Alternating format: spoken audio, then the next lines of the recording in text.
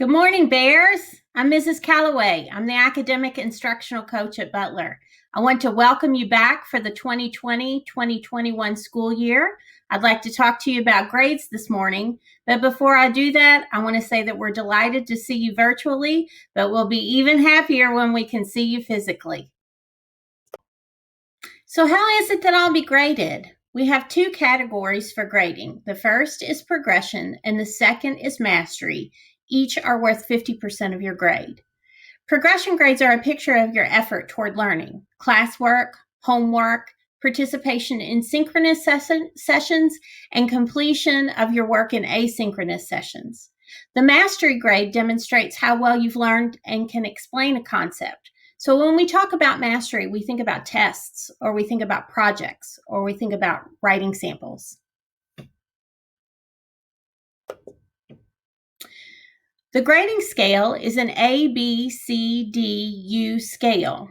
For an A, you need to be above the standard, and that ranges from 90 to 100%. For a B, you're meeting the standard, which is 80 to 89%.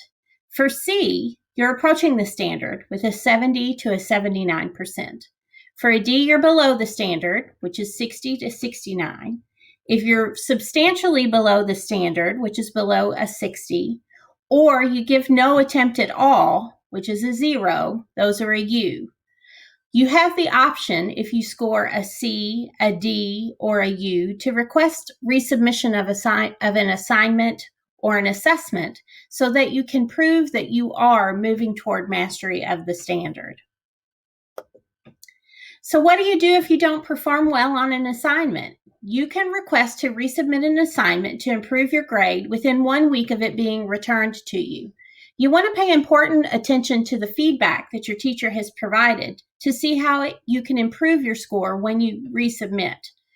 It's also really important that you communicate with your teacher if you don't understand a concept, if you're struggling with understanding, or if you need help.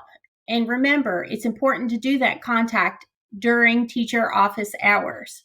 You have more one-on-one opportunity to get help in a virtual learning setting because we do have teacher office hours. And a teacher might be able to work with you one-on-one where he or she might not be able to do that if we're in a physical classroom.